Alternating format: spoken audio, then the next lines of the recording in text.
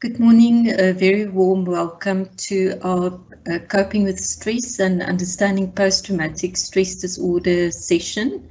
This morning, I am Lisa Dazel. I'm from the UNISA Counselling and Career Development Directorate. And our colleague, Dr. Amy Reddy, have recorded a presentation for us about this topic. We will be playing the video. And afterwards, we will be attending to any questions that you may have. Please feel free during the presentation to ask your questions. You can just click on the Q&A button on your Teams, either on your mobile phone or PC, depending on how you are connecting. Post your question and we will then attend to the question after the video. This session will be recorded and it will be available on our YouTube channel. I've posted the link to the YouTube channel on the question and answers.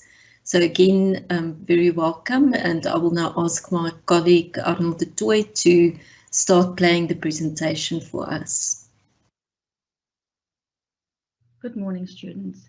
This morning we will be discussing stress management, coping with stress, and understanding post-traumatic stress disorder. Why is this topic significant? Currently, many of us are experiencing both acute and chronic stress, but also understanding post-traumatic stress disorder will help us to look at similarities, differences, and more importantly, when to access support and treatment. We will start off by identifying stress and post-traumatic stress disorder. We will now call it PTSD. Stress can be described as experiencing physical, emotional, psychological strain, psychological strain or tension triggered by an event, thoughts, or behavior. Whereas PTSD, there are specific symptoms associated with stress that continue after the event and over a period of time, which actually distinguishes this from everyday stress. There are varying levels of stress. While responding to and coping with stress is individualized to a great extent, there are broad categories of triggers that can categorize stress into different levels. If you're looking at high stress events, the death of a loved one, and often through COVID at present, divorce, physical or sexual assault, major medical conditions, loss of employment. If we're looking at medium stress events, relationship challenges, financial challenges, change in employment, pregnancy. And if we're looking more at low stress events, employment changes, study changes. However, this can differ depending on the context. So what for one person could be identified as high stress, low stress, could actually be medium or high stress for the next person. As I said, it's very individualized and contextualized as well. The symptoms of stress can be broken down into physical, emotional, cognitive, and behavioral. The physical level, we are looking at repetitive headaches, muscle tension, imbalances in blood pressure, also imbalances in sugar levels. On an emotional level, agitation, mood fluctuations, depression, anger. The cognitive level, poor concentration, memory challenges. And on a behavioral level, sleep and eating disturbances, tension in relationships. It's very important to scan how you're doing every now and again by maybe just doing a fairly rudimentary rating scale on a scale of 1 to 5. How am I doing on a physical level, emotional, cognitive, and behavioral? This will give you some idea as to where you are in terms of stress and what type of support you should be looking at. Or alternatively, what interventions you should be involved in. Some of the triggers during the academic year, bringing it close to you, could be registration challenges, study material access and delays, funding challenges, online resources, online student support access, exam stress, and on a more personal level, relationship stress, anxiety, depression, health concerns, and of course, COVID-related stress. In considering current stress dynamics, the context is always important, so contextual orientation to stress, the current pandemic, strong orientation to stress, which is triggered by uncertainty and anxiety. The personal orientation to stress is really important. Again, we bring it to the individual. A quick survey of friends and family during the COVID period will actually make you aware that there are varying attitudes. Some are coping, some are in denial, and of course you have your chronic warriors. Again, a self-assessment is important there to see how are you coping and how are significant people in your family coping and friends. The challenge, of course, is cumulative stress. For example, if you're looking at COVID, possibility of death of loved ones, unemployment, study challenges, this can lead to feeling overwhelmed and out of control. Some coping strategies, again on a physical, emotional, cognitive level. On the physical level, you always would see that diet, exercise, and possibly medication is advised. Again, why is this advised, especially in terms of exercise? Because it actually helps to release endorphins. It actually helps also to ensure that there is some kind of outlet for the kind of tension and the muscle tension that is taking place. On an emotional level, from communicating with family and friends to counseling and therapy. On a cognitive level, from cognitive-based counseling and therapy to meditation. What's really important here is taking control. So definite steps then become self-empowering. And this can be from baby steps to bigger steps. So you could start off with just taking a walk around when you're feeling really stressed to actually moving into something more kind of involved in terms of maybe going on a 1 or 2 kilometer walk or even joining a gym. Of course, joining a gym at this stage may not be the best idea given COVID. Let's look at academic coping strategies. What can you do? What is within your control? Structure and routine is really important. So having a study timetable, exam timetable is really important at this stage because it helps to manage distractions. It also helps to cope with the free-floating anxiety that many of us are feeling. Reaching out for support, admin support, academic support, and support from your fellow peers timelessly. Many students are feeling very isolated at this stage. But remember, at the end of the day, you have to take that first step. Reaching out for counseling support. We offer support on a career basis, academic basis, and personal support as well through DCCD. And then very important, linking with your institution, engaging with UNISA website for updates, the My UNISA site and the DCCD website. If you can do this daily, not daily, you could do it daily if you can, but if you could do it weekly, you're actually grounding yourself in terms of your institution. And this is where this is your support base, but you need to reach out for it. The DCCD website, what do we offer you? We can offer you planning and exploring your career, understanding your career orientation, finding career information, linking your career to qualifications or qualifications to careers, preparing for job opportunities, how to go about putting together a good CV writing, the job search, and of course, your interview skills. Should you get a job offer and you're feeling a bit anxious about how do I get going, you could work on this, but also contact us on a one-to-one basis. We could maybe review your CV for you, and then maybe even role play in terms of interview skills. With regard to planning and managing your studies, there are podcasts and presentations on time management, study challenges, exam prep. And with regard to personal development, presentations on self-confidence, managing relationships, and of course loss and grieving, which is very significant at this stage. We now come to post-traumatic stress disorder. This is acknowledged as a mental health challenge, so it's a diagnosable condition. It's identified by specific symptoms. It would require professional counseling and therapy, and it may require medication as well. Possible causes of PTSD, the experience of trauma, which could be crime-related, hijacking, robbery, violence, gender-based violence, also the witnessing of trauma or being in the presence of ongoing trauma could trigger PTSD. Childhood abuse, sexual abuse, COVID-19, the collective trauma of self, family, friends, also the sudden death of family and friends. And of course, motor vehicle accidents are some possible causes of PTSD. The symptoms of PTSD. According to the DSM-5, which is the Diagnostic Manual for Classifying and Identifying Psychological and Behavioral Disorders, there must be evidence of experience of trauma. the presence of intrusive symptoms, and these are flashbacks of the trauma, nightmares, fear associated with the trauma, and often overthinking. The presence of avoidance symptoms, this is the inability to talk about the trauma, avoidance of people or place that is associated with the trauma.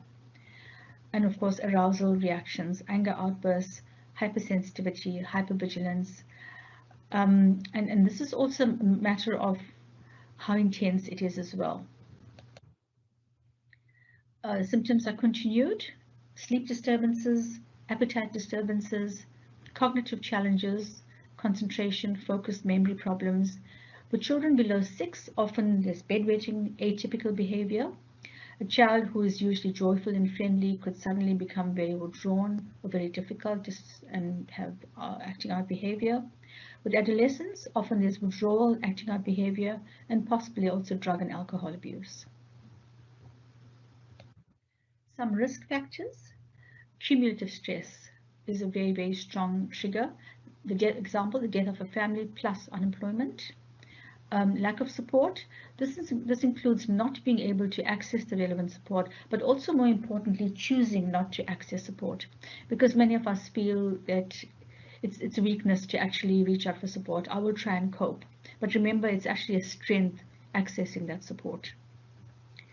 If there are pre-existing conditions, physical or mental health conditions, for example, a pre-existing anxiety and gender-based violence, there's a very high risk of PTSD in this case. Some resilience factors, basically coping factors, and this is one of the most important ones, is accessing support timelessly, because it activates your sense of power and control, because one of the main things that happens and that goes with PTSD is your lack of control. Developing coping strategies either through individual effort or through counseling and therapy, and then the general orientation to life, being pro-positive, pro-problem solving, having more internal motivation as opposed to negativity, negation, and external motivation. We all go through fluctuations, but I think the important thing is to try and look at how could you actually move forward in this situation. Treatment options, medication, depending on the severity of the symptoms, usually for anxiety, depression, insomnia, which is very often related to PTSD. Then the range of psychological therapies and counseling, some of it being CPT, cognitive processing therapy, rational emotive therapy. This will again depend on your counselor, the kind of therapies your counselor actually works with, and also what therapy you are comfortable with. Then there's mindfulness and meditation. And this really is because to help with the slowing down of thought processes and emotions, and of course the physical therapies and activities, the walking, the running, and the cycling. A combination of these therapies is what is usually recommended. We've come to the end of the presentation, and we will now take questions. And you can contact us via email by sending an email to counseling@unisa.ac.za. And of course, visiting our website at unisa.ac.za//counseling. Thank you. Thank you very much, Amy, for your presentation. I think the one thing that really stands out for me, or there are two things. The first thing is really to seek timelier support, as well as thinking about the things that you can control, and then focusing on those things in terms of helping you to manage the stress, and that it is quite normal for all of us to experience stress, but then being aware of those stress triggers and, the behaviors and the physiological, things that may be going on, being aware of that and then seeking support for that. Amy, would you want to add anything to your presentation while we give those who are attending a chance just to post your questions on the questions icon? Yes, Lisa. I think what I would like to add is it's never too late to reach out for help, because we've had many students actually turn to support after many years after the incident actually happened, and this could be we're looking at either gender abuse, GBV, or we're looking at sexual abuse as well, or even students that have been involved in motor vehicle accidents as well. And over the years they've just felt that I think I've coped, I've tried to cope, and then when triggers have actually come to the fore, especially during the studying, that's when they have approached us. So I think it's never too late to actually reach out for support. Thank you, Amy. I also think you mentioned something important now, is that often individuals may think that it needs to be like a recent event, but it could be that there are things or events that happened quite some time ago, but it is now that you really feel that you need support in terms of that. So as Amy has mentioned, it's never too late to reach out. Let me just see if we received any new questions. One person who is attending is asking, are we providing online counselling for support?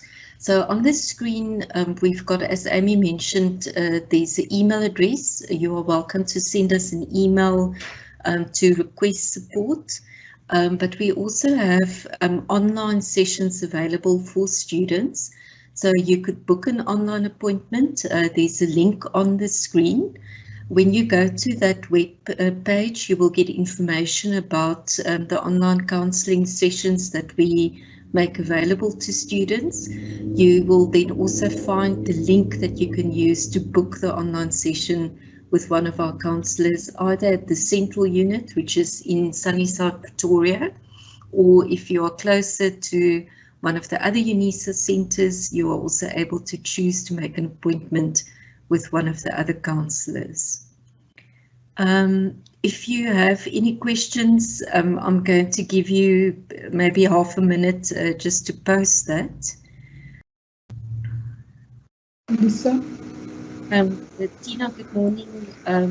Good morning. There was a question regarding how do I practice mindfulness and meditation?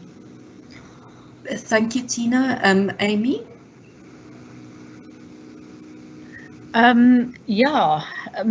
If you Google, there are actually lots of sites that will actually take you through the process of mindfulness.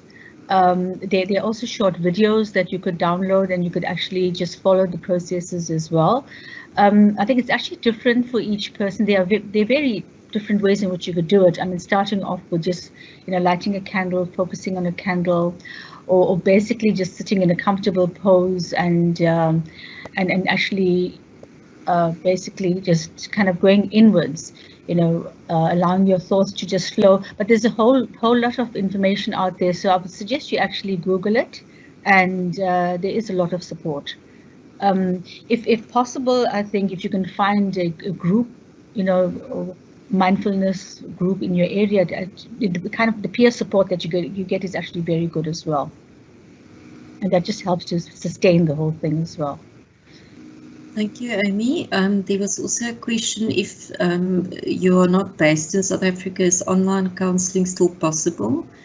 Yes, it is. With the online appointments, because it takes place on Microsoft Teams, it is quite easy for us to connect to students outside of South Africa as well. I also just want to mention that seeking counselling support is kind of like a sustainable process. So it's helpful if you think about, as we mentioned on the website that I've shared the link for, before you make an appointment, think about the aspects that you would want to discuss, and then you will work with your counsellor, maybe over a few sessions in order to discuss. And there may also be a referral to outside resources. So we really try to create kind of a system of support so that you are then in the end, as Amy mentioned in her presentation, self-empowered. and that you could even become a support section for other people. See, there's one new question. Well, it's actually a comment. Somebody just shared that there's also a free app called Insight Timer. There's guided meditation there as well from as little as 5 minutes. So in addition to the online resources such as videos that you may find on YouTube, there are actually quite a number of apps available for Android as well as the Apple iPhones. So this is an example of Insight Timer. So even when you go and Google, you could go and Google, what apps are available for mindfulness, for practicing mindfulness and meditation. And you will find that there are quite a number available. I think Amy mentioned that, you will feel more comfortable with some resources than with others. So it's important to maybe try out a few before you settle on, which one will actually help you to achieve the goals that you want to. Amy, I'm not sure if you would like to mention anything, for example, about the apps. Nothing comes to mind right now, Lisa, but as I said, there's so much out there. And I think very importantly, if you're not happy with what you're coming across, just, continue searching to find something that will actually resonate with you. Thank you, Amy. I don't see any further questions. I will ask my colleagues. Tina, do you have anything else to add, or have you maybe seen any questions that I've missed? Yes, there was a question says, how do I deal with rumination? So I'm not sure whether it's rumination or numbness. If that question can be, or maybe do we know what is rumination? I'm not sure, Tina, if we could perhaps ask the person who posted the question just to clarify for us, yes, if possible. It was written N-U-M-I, rumination, N-A-T-I-O-N. Okay. While we are still waiting for those questions, I would say thank you very much, Amy, for the presentation and how we have organized it during this time of lockdown. And we also want to thank our students for attending.